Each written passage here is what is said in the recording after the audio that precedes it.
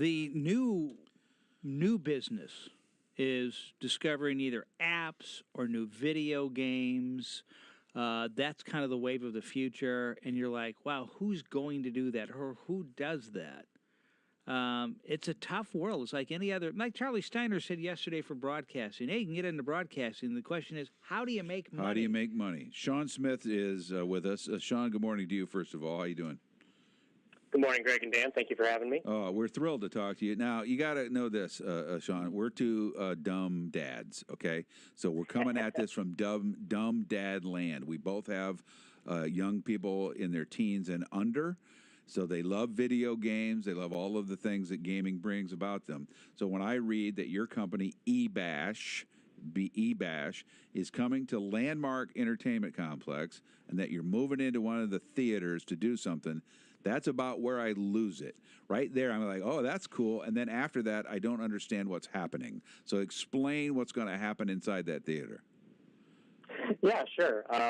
So, video games is one of those things that's becoming more and more mainstream these days. I'm 32 years old, and I've never had my first memories were playing Nintendo. So, there's entire generations that just grow up where video games are their comic books, their movies, their Sure. TV, and esports right now is becoming starting to blossom. So By the way, competitive video gaming. Esports, they're talking about it making the Olympics. Yep, that's exactly right, and it's taking these video games and just an extremely competitive sport out of them. And one of the things that esports is currently missing is that we have a lot of big national tournaments, but there's nothing regionally to support esports. Unlike soccer, you can go down and play soccer through an elementary school or a local. Everywhere. Everywhere. So that's kind of what we're trying to bring, is that we want to bring in facilities that will allow kids and adults, gamers, to have a place that they can go and sort of have their own local stadium to play, compete, and form teams in.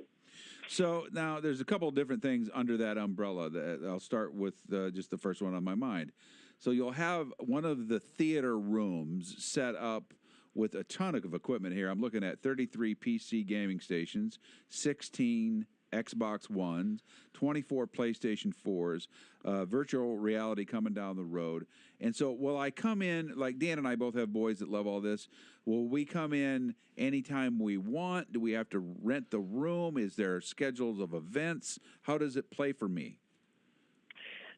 All of the above. So think of it like just another movie. So you can come in and you can get a ticket, you can play for a couple hours, or you can do a birthday party.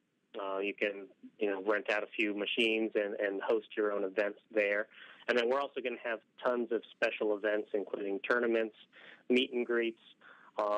We actually do lock-ins sometimes, where we'll have them all jump into the room and lock them in until the next day, and people game all night. So it's all across the board. But if you've got a video gamer in your life, then this is definitely going to be a place that they're going to want to check out. Okay, so we talked about the new economy, apps, video games, all of that, and how do you make money. Is this a model that you're basing on from another market, or is this something new? Well, we're really looking at the sports in general as sort of the model. If you think back to the first time you ever heard of UFC, for example, it was quite some time ago, but UFC had existed for years and years prior to that. Right. And esports right now is at that moment. In fact, esports worldwide generates more money than UFC did at this point in its history. That's interesting. So, that's a great way of putting that, by the way, because I think all of us who casually, I'm not a huge UFC or MMA guy, but I've watched it over the years. And you're right. Back in the day, it was like way off in the distance. And now, of course, I sat in somebody's basement and watched that pay-per-view with that one guy having a fight with the other guy. Yeah. So I mean, it's now in my mainstream. Well, and then if you look at League of Legends, it attracted a stadium full of 80,000 people and what 2 million worldwide. All right, so that leads us to this. By the way, we're talking to Sean Smith. He's with Ebash. They're coming to Landmark Entertainment Complex soon with this Cool. They've got one of the theaters, and anybody in your life that's a gamer is going to love this. But the next thing I want to ask you about is the esports aspect, because I'm looking at a logo, which is awesome, called the Peoria Steel Cats, and that will be the sports team?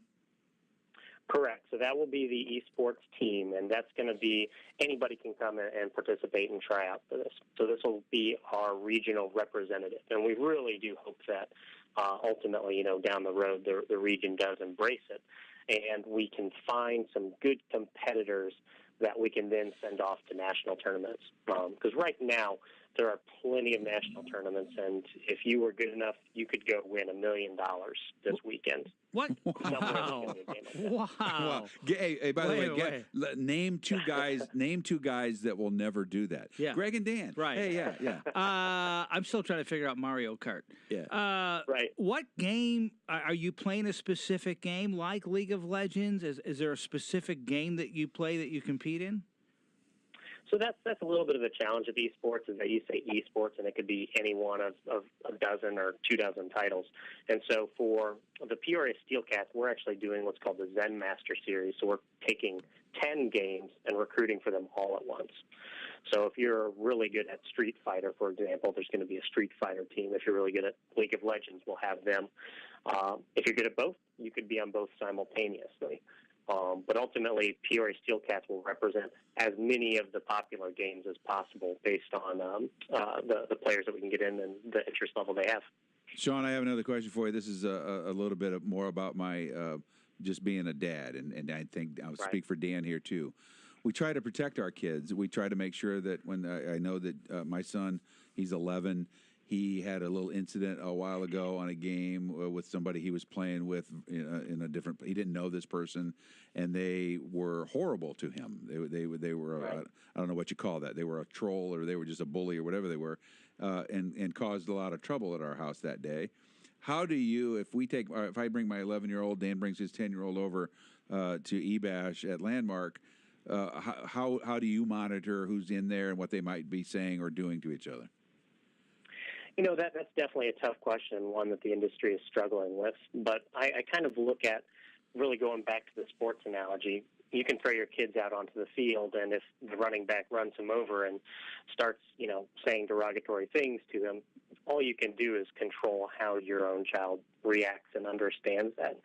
With the competitive nature, you're definitely going to get people that will talk trash, so to speak, and some that are just going to be jerks. Right. With these systems, there's always block buttons and the ability to ultimately ban people from participating if they are jerks. Okay. So we'll have those in place, but a lot of it comes down to teaching your kids that there are bullies in the world and how to respond to them, and we like to focus more on the positive aspects. Yeah, no, like and I didn't mean to throw a cold blanket on that. But it was on my mind, and I wanted to make sure that we addressed. Okay, so I kind of half understand how this concept works. Is there a website that people can go to get more information? There sure is. Ebash.com. EBASH.com, and then there's a link for Peoria specifically. And we're getting all the information on there now. We're looking at possibly doing a sort of a cold open this weekend with some limited invitations for some people around the area. So we're really ramping up and look forward to really being open and having a grand opening event this holiday season. No official start date yet, but in the next days and weeks to come.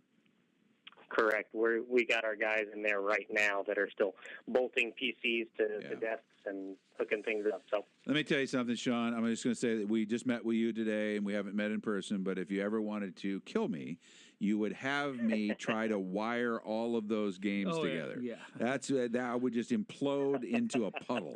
It would be unbelievable. I am so happy for you and your crew. I look forward to getting my son over there. I know he'll just get a kick out of it. And it helps, by the way, with an issue that we have at our house. My son, we worry, is too insular. He's too much just in the basement playing his games, and this gets you out. And you go out and you interact with other people in the real world whilst playing the games that they love to play. It's a great idea.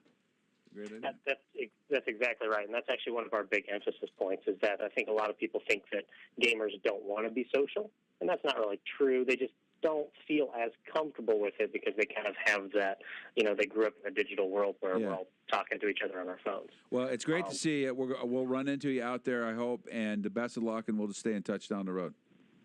Perfect. Greg and Dan, thank you so much for having me this morning. Thank you very much. Sean Smith, Ebash. Isn't that great? I love new ideas. I'm still trying to understand the concept. Well, there's a picture of the room right there. Look at that picture of the room. It's a room full of games. Okay. There's a room full of games. Oh, so it's not on a big screen. No. It's not just on the big screen. It just happens to be in the theater because it's going to be loud. Well, not necessarily because you wear headsets and stuff. Super cool.